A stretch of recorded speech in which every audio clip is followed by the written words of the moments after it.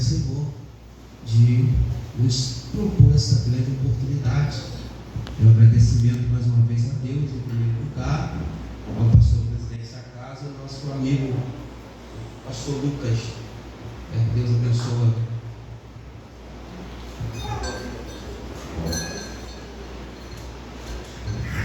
Aleluia.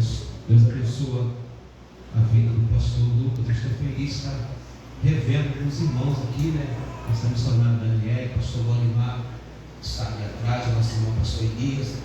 Deus abençoe, tá? E ver os irmãos aqui nessa noite. Quantos têm um exemplar da Bíblia, querido? Deus tem algo a tratar nessa noite. E como um bom observador, estou observando o culto desde o começo, olhando com os olhos para lá e para cá.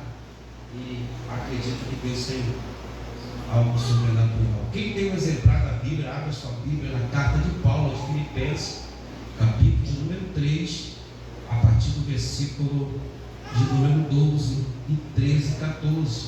O tema que foi me passado, recomeçar, e nós temos uma palavra de Deus para a sua vida. Quem tem o exemplar da Bíblia, por gentileza, abre na carta de Paulo aos Filipenses, capítulo de número 3, verso 12, está escrito assim, a palavra do Senhor: não que já tenho alcançado o que seja perfeito, mas prossigo para alcançar aquilo para que fui também preso por Cristo Jesus. Irmãos, quanto a mim, não julgo que haja alcançado, mas uma coisa faço, esquecendo-me das coisas que atrás ficaram, avanço para o que está diante de mim, prossigo para o alvo, pelo prêmio da soberana vocação de Deus em Cristo Jesus. Também louvo a Deus pela vida do pastor Santo. Deus, orei pela tua vida. Deus é Deus de milagre, tá? Em nome do Senhor Jesus Cristo. Querido, olhe para cá, voltar. Olhe para mim, para cá, voltar. Deus tem uma palavra no teu coração. Não conversa, deixa que ninguém tira a tua atenção. Nós estamos diante de um tema que fala sobre recomeço. Todos nós sabemos muito bem que o recomeço não é fácil. Quando você pega uma construção para um construtor, ele prefere pegar do zero e tocar a obra até o final, do que pegar uma reconstrução, uma reforma. Nós sabemos muito bem que o recomeço requer uma perseverança a mais, requer uma insistência maior, e dá trabalho para recomeçar. E eu estava hoje pela manhã orando ao Senhor e meditando. Eu estava encerrando a leitura do livro do profeta Ezequiel, e quando me foi convidado a estar pregando a palavra, e aí o Espírito de Deus falou no meu coração forte sobre essa palavra, e eu comecei a estudar sobre essa carta de Paulo aos Filipenses, que é a carta da alegria do apóstolo Paulo. O apóstolo Paulo, ele escreve essa carta quando ele está preso também, a carta da prisão. É interessante que o apóstolo Paulo, ele está preso, ele está acorrentado no presídio, e ele manda a igreja se alegrar, alegrai no Senhor. Filipenses, ele tem apenas 4 capítulos, ele tem 104 versículos. É uma carta de Paulo pequena, que você, com meia hora de leitura, ou menos de meia hora, você consegue ler os 4 capítulos da carta de Paulo aos Filipenses. A primeira vez que Paulo foi a essa cidade, que foi fundada pelo rei Filipe, e levou o seu nome, de Filipenses. O rei Filipe, ele era pai do Alexandre o Grande, da Macedônia. E o apóstolo Paulo, ele chega nessa cidade na sua segunda viagem missionária do apóstolo Paulo, e está registrado isso lá em Atos dos Apóstolos, capítulo de número 16, a partir do versículo de número 9, quando o apóstolo Paulo, ele vai para a região de Filipe. Ele foi impedido pelo Espírito Santo. O texto diz que no capítulo 16, a partir do verso 5, verso 6, diz que o Espírito de Deus impediu Paulo de ir até aquele lugar, e Paulo reteve, porque quem comanda o homem é o Espírito Santo. E Paulo, ele fica ali esperando a orientação de Deus. E diz um texto sagrado, diz a Bíblia, que dormindo à noite, Paulo tem uma visão. E quando Paulo tem uma visão, apresenta para Paulo o varão e disse para ele: atravessa a Macedônia, porque eu quero te usar.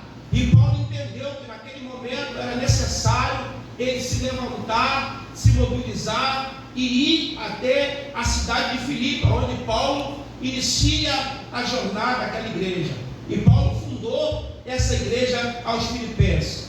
É interessante entendermos que o apóstolo, ele era um exílio fundador de igreja, era aquele que tinha a função de fundar a igreja e fazer obreiro. Nós estamos vivendo nos dias de hoje escasso de obreiro, aonde você procura para um lado, para o outro, e está difícil encontrar. Mas o apóstolo Paulo, ele teve essa incumbência, essa oportunidade de ser um fundador de igreja e ainda preparar obreiros. Nós temos visto igrejas grandes que o seu líder, o Senhor recolhe ele, e o ministério tem fechado porque não estão preparando mais obreiros, e aqueles que estão sendo preparados não querem mais sofrer pela obra, não querem mais fazer a obra. E parece hoje que estamos vivendo uma monarquia, e nós não estamos vivendo uma monarquia. O chamado é diferente. Nem sempre o pai tem um chamado, nem sempre o filho vai exercer esta função, mas infelizmente hoje, nos dias de hoje, estão fazendo com que volte a monarquia. O que ia acontecer na monarquia? O pai, ele morria, o primogênito assumia o trono. Nem sempre ele vai ter a mesma função e o mesmo cuidado que o pai tinha. Glória. Paulo, ele funda essa igreja, e a saudação de Paulo no capítulo número 1, Paulo e Timóteo, servo de Jesus Cristo, todos os santos em Cristo Jesus, que está em Filipe. Paulo está saudando aquela igreja. Paulo tinha uma preocupação com aquela igreja.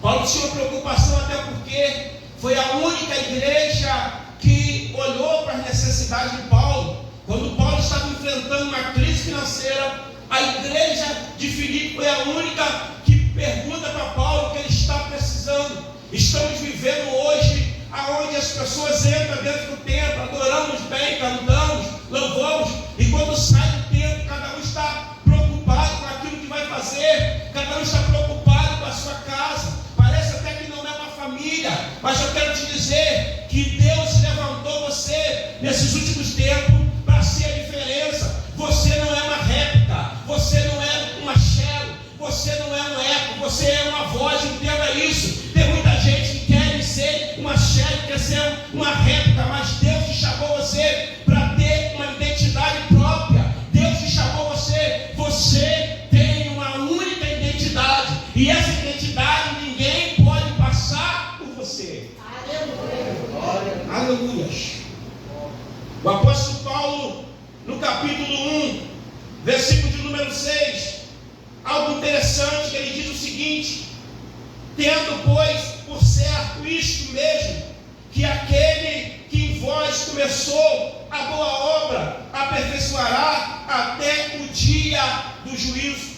Eu quero dizer que eu estou ainda na introdução do sermão, aquele que começou a boa obra, ele é fiel para terminar. Fique tranquilo, se Deus começou a obra na sua família, se Deus começou a obra na sua casa, ele é fiel para terminar. O que você precisa é permanecer fiel. A Bíblia diz em Josué, capítulo 24, versículo 15, Josué chega diante do povo e diz assim: escolhei hoje a quem vocês vão servir. Se é o Deus dos amorreus, se é o Deus dos cananeus, se é o Deus que nos tirou do Egito, porém eu e minha casa serviremos ao Senhor. Josué entendeu que ele não podia retroceder, que aquele que começou a boa obra fiel, aquele que começou resgatando as pessoas do Egito, é fiel para terminar.